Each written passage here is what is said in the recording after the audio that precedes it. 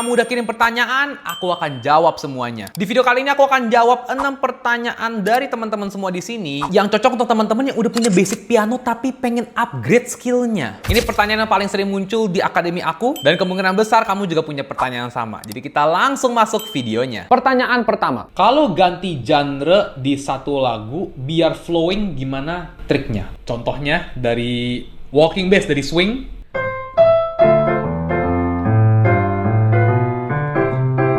Contohnya kita pengen ubah jadi rag.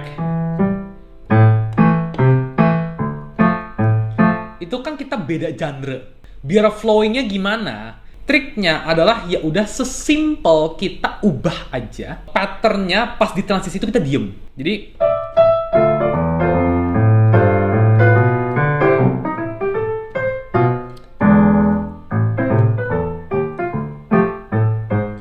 lihat gak? Pas tadi aku transisi, aku tuh diem aja patternnya. Soalnya kan orang nganggap, oh itu udah transisinya nih. Diem aja. Nggak perlu dipaksa harus tetap pakai walking bass atau terpaksa memakai genre sebelumnya. Yang penting selanjutnya itu diem aja. Terus masukin fill in masukin sedikit fill in atau masukin chord-chord manis. Baru abis itu transisi. Yang susah itu kalau contohnya ganti genre-nya tuh literally ganti time signature. Itu yang susah. Contohnya tadinya lagunya tuh Dulus Ketuk. Wise Man Say contohnya.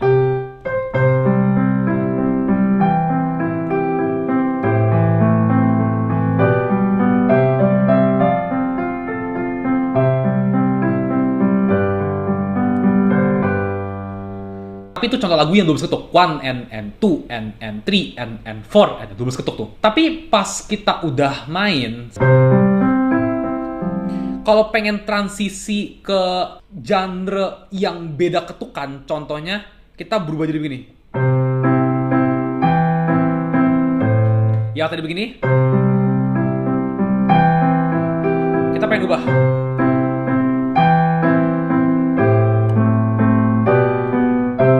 Kita ubah jadi 3/4, tadi 12 ketuk jadi 3 ketuk.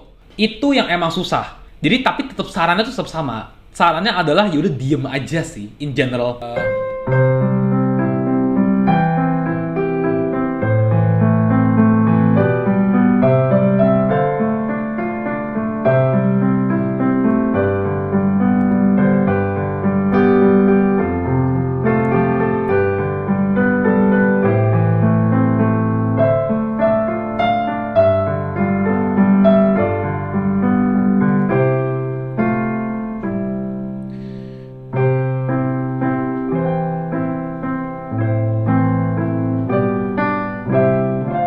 Ya harus diem sih.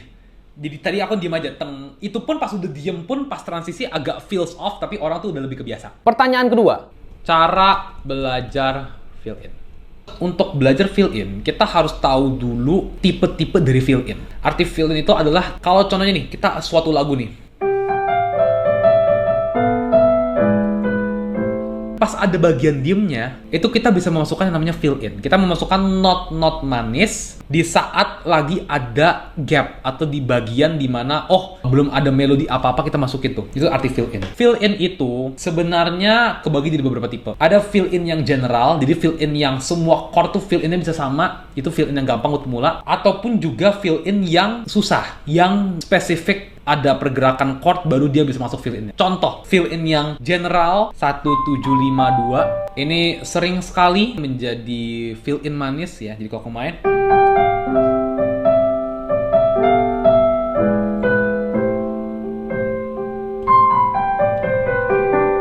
jadi fill in itu bagus.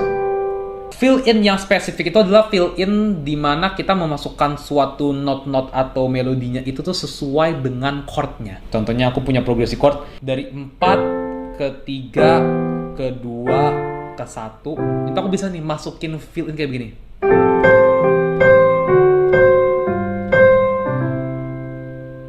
Tapi fill in tadi tuh cuma works di chord 4, 3, 2, 5, 1. Itu doang. Ya, tapi in general, fill in itu kalau buat strategi yang pemula, belajarnya gampang. Coba pelajari fill in yang emang bisa di semua chord. 1, 7, 5, 2, 4, 3, 1, 5. Ini in general di semua chord tuh bisa. Pertanyaan ketiga. Strategi ngelancarin jari biar nggak kepleset-pleset.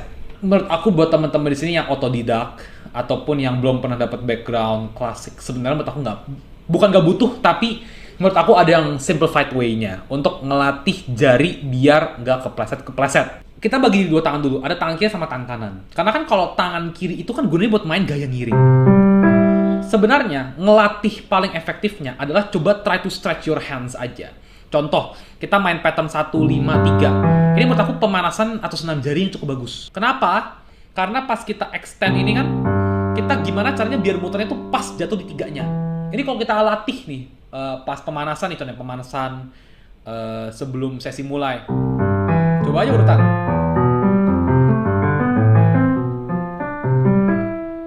Terus kalau contohnya kunci yang agak susah, contohnya D. Oh, ini stretch-nya panjang loh. Oh, susah loh.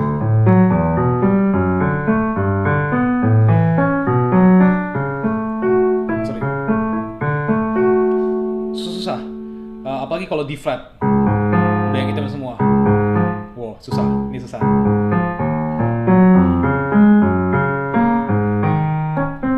Wow, apa gini nih? Wow, ini panjang banget nih. Ya.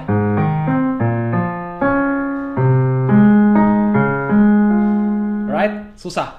Itu buat tangan kiri. Tangan kiri menurut aku sih soalnya nggak terlalu kompleks. Dan menurut aku tergantung dari goals-nya teman-teman. Kalau contohnya nih, kita goals-nya lagi pengen latih rag time. Rag time susah nih. 1 chord 5 chord. Ya udah buat ngelancarin jarinya pemanasannya ya udah coba main rag time pelan-pelan 1 chord 5 chord. Jadi I think nggak perlu yang sampai rigorous classical training gitu ya. Kalau tangan kanan itu biasa yang lebih susah karena tangan kanan itu tergantung juga konteks kita. Contoh, tangan kanan itu sering banget buat improvisasi kalau kita main jazz. Itu yang pertama. Yang kedua, main fill in. Itu juga sering orang pleset-pleset tuh. Kalau tangan kiri lebih jarang lah, kecuali kalau main ragtime. Ragtime tuh sering. Tapi kalau main tangan kanan, I'd say lebih susah, ya. Tapi sekali lagi, strategi ngelancarinnya sebenarnya sama aja sih. Banyak latihan atau banyak strategi itu sebenarnya it's that simple. Cuma kita sering mempersusah diri. Contoh, kayak latihan fill in 1752. Caranya gimana? Jadi kita pengen masukin fill in ini.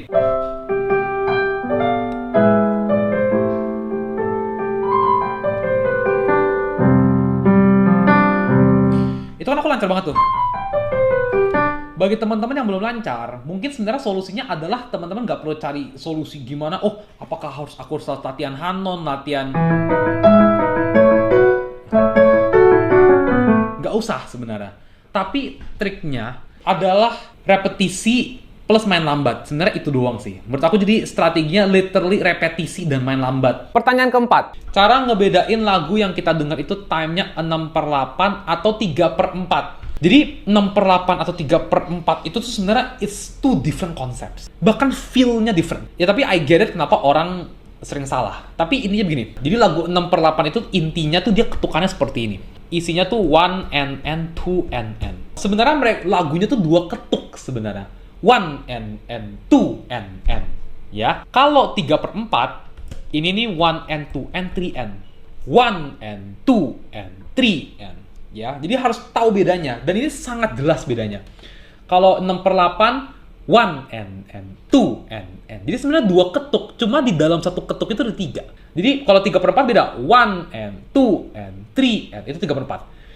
Jadi kalau 6/8 itu walaupun mereka dua-duanya jumlahnya itu ketukannya 6 kalau kita hitung benar-benar dari subdivisinya, cuma sebenarnya feel-nya different karena lagu 6/8 tuh 2 ketuk, lagu 3/4 tuh 3 ketuk. Contoh lagu di mana mungkin contoh kalau pertanyaannya cara membedakan, kita lihat dari perubahan chord-nya sih. Jadi kalau contohnya nih, aku main lagu Can't Help Falling in Love with You. Kalau kita lihat perpindahan chord-nya 1 and 2 and 3 and 4 and 1 and 2 and 1 and 2 and 1 and 2 and. Kita lihat perpindahan chord-nya itu setiap 2 ketuk kan. 1 and 2 and. Dia pindah chord di ketukan 3, 3 and 4 and 1 and 2 and 3. Dia tuh pindah ketukannya itu tuh setiap di ketukan 1. Beda sama waltz atau 3/4. Kalau lagu 3/4, contoh lagu Amazing Grace, how sweet the sound. F, amazing grace, how sweet to, and the 1 and 2 and 3 and 1 and 2 and 3 and 1 and 2 and 3 and 1 and 2 and 3 and. Jadi untuk membedakan 6/8 dan 3/4, saran dari aku sebenarnya sesimpel kita melihat chordnya kapan berubah. Kalau chordnya berubah di setiap ketukan yang 1 atau ketukan 3, jadi 1N and 2N, terus 3NN-nya dia berubah, itu kemungkinan besar lagunya 6/8. Kalau lagunya pindah chord setiap 3 ketuk, jadi 1N, 2N, 3N, terus pindahnya di 1N lagi, itu lagunya 3/4 kemungkinan. Jadi bahkan perpindahan chordnya itu berbeda. Ya, jadi kalau yang 1N, 2N itu perubahannya itu even. Ya, jadi perubahannya itu setiap 2 ketuk atau setiap 4 ketuk perubahan chordnya. Kalau 3/4, setiap chord itu berubah setiap 3 ketuk atau kelipatan 3. Ya, jadi yang satu kelipatan 2, yang satu kelipatan 3 perpindahan chordnya. Jadi begitu untuk cara membedakan lagu yang time-nya 6/8 atau 3/4. Dari perpindahan chordnya itu yang paling gampang sih. Pertanyaan kelima. Lagu Misty di melodi ketiga, tangan kirinya main di D sharp, tangan kirinya main E flat, tapi tangan kanannya main di D. Apakah di... Oh, ini actually pertanyaan menarik. Ya, ini berhubungan sama interval soalnya. Ya. Jadi lagu Misty itu tangan kirinya main E flat, terus tangan kanannya main D. Apakah diperbolehkan main note yang nabrak dengan chordnya di jazz? Apakah bisa juga diaplikasikan di lagu-lagu yang bertemakan worship? Oke. Jadi Misty ini emang unik karena dia tuh emang very jazzy. That's the first case lah. They're very jazzy lagunya. Jadi emang melodinya unik. Ya, dia tuh main E flat terus D. Sebenarnya kalau di ilmu interval, major seventh ini adalah a strong dissonant interval. Jadi ini interval yang sangat-sangat tegang, dan tegangnya itu tuh nggak enak, dan nggak enaknya tuh kuat. Jadi major seventh ini, walaupun dia a dissonant interval, ya, cuma kan kita harus lihat juga dari chordnya. Karena ini fakta menarik ya, interval-interval ini kadang-kadang kalau digabung, nih contoh gampang ya, di mana kita menggabungkan chord tuh, menggabungkan interval itu kadang yang tadinya konsonan semua jadi gak enak. Contoh, kalau aku menambahkan interval major third. Major third ini kan sebenarnya enak ya, tapi kalau seandainya aku tambahin major third lagi di atas, jadi gak enak, jadi tegang malah. Padahal sebenarnya in principle setiap intervalnya tuh ini major third, ini major third. Jadi kan mestinya enak, karena major third itu kan konsonan. Konsonan tambah konsonan, logically mestinya konsonan atau enak didengar, tapi enggak pada kenyataannya. Nggak enak didengar ya. Padahal kalau kita lihat, ini major third, ini major third, ini minor six. Semua hubungan antar note-nya tuh semua konsonan. Tapi ternyata pas digabung nggak enak. Ada juga pula di mana kita menambahkan interval disonan, jadinya enak. Contoh, seperti ini ya, mayor 7. Kita lihat, mayor 7 ininya disonan. Tapi sebenarnya 3 sama 7-nya perfect fifth, konsonan. Major third, konsonan. Ini sama ini minor third, konsonan. Jadi walaupun ini disonan, tapi dibantu sama 3 sama 5, jadi malah nggak terlalu disonan sebenarnya. Ya, itu uniknya mengenai interval dan mengenai chord ya. Karena pas kita mendengarkan, jadi kalau secara science ya, secara ilmu sains, pas kita memainkan chord C mayor 7, ini tuh kan mereka tuh ada perbandingan-perbandingannya. Karena kan setiap frekuensi tuh punya getarannya sendiri kan, frekuensi dari gelombangnya sendiri. Ya kebetulan C mayor 7 ini pas ternyata digabung suaranya jadi bagus. Gelombangnya tuh enak di telinga, frekuensinya enak. Dan ternyata kalau ini major third sama major third, tapi pas digabung nggak enak ternyata. Ya emang seperti itu. Ya, sama juga diminish. Ini minor third, ini konsonan. I sama F sharp konsonan. Digabung jadi gak enak malah. Jadi very. Jadi itu mengenai interval. Jadi apakah main note yang nabrak itu boleh? Boleh-boleh aja. Dan ini bukan jazz doang loh. Actually in every song, di pop, di worship, sama aja. Intinya gimana caranya kita bisa memakai chord untuk kalau caranya ada dissonant interval, ya kita subdue itu, kita kecilin itu. Pertanyaan ke-6. Aku lagi cari piano digital Ya, lagi cari piano digital. Piano untuk main worship. Merek apa? Roland, Yamaha, atau Benson, atau gimana? Aku fortunate enough untuk tidak di-endorse siapapun. Jadi, aku have an unbiased jawaban. Beda sama, makanya kita harus kalau mau melihat jawaban orang, kita juga harus melihat dari motivasinya. Kalau contohnya orang di-endorse sama brand Korg atau brand Roland, aku bebas ngomong karena aku nggak di-endorse siapapun. Ya mereka pasti akan bilang the best piano adalah ya brand yang mereka endorse. Tapi aku coba jawab sesuai dengan apa yang aku sekarang lagi lewati. Aku dari dulu, dari kecil, pas latihan piano klasik itu pakai upright piano, jadi acoustic piano asli Yamaha. Terus pas aku kuliah, itu aku pakai Yamaha juga. Jadi kalau Yamaha itu yang bagus itu aku bisa bilang P yang series PE ya, jadi P125 atau 145 itu good. With the budget sekitar 8 sampai 10 juta, ya 10 jutaan lah. It's a good investment. Dan aku pun akhirnya pas udah kelar kuliah, aku jual lagi ke orang setengah harga, masih ada yang beli. Jadi, it's a good investment. Piano itu, in general, kita jual setengah harga, itu masih ramai yang beli. Itu mengenai digital piano. Ya, digital piano itu kalau Yamaha yang bagus, ya, pengalaman aku, yang aku pernah cobain, P125 namanya. Kita lanjut. Brand Roland, itu aku punya Roland di sini. Aku tunjukin. Itu Roland, namanya Roland Go Keys. Roland Go Keys ini, itu tuh portable. Dia tuh bisa pakai baterai. Dan tahannya actually lumayan lama. I was quite impressed. Karena aku juga pernah punya Casio. Aduh, aku lupa banget nama Casio-nya apa. Tapi yang portable juga. Karena aku mikirnya buat konten ya. Jadi Casio yang lightweight, yang portable bisa pakai baterai. Cuma jauh lebih cepat habis. Kalau teman-teman sering pergi-pergi, tapi tetap pengen latihan, menurut aku Roland Go Keys ini oke. Roland Go Keys 5 nih namanya. Kalau Korg, ini aku pakai, ini sekarang aku pakai Korg. Ini digital piano sekarang pakai Korg. Namanya itu XE20. Korg XE20. Ini jawaban jujur aja ya. Jawaban jujur banget. Menurut aku suaranya B banget. Suaranya sangat B.